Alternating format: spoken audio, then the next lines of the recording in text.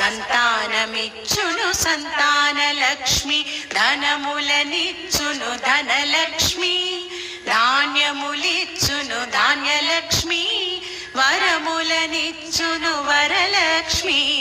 సంతానమిచ్చును Santana Lakshmi, Adilakshmi Dhanyalakshmi, Dhairyalakshmi Gajalakshmi, Santana Lakshmi Vijayalakshmi, Vidyalakshmi Dhanalakshmi.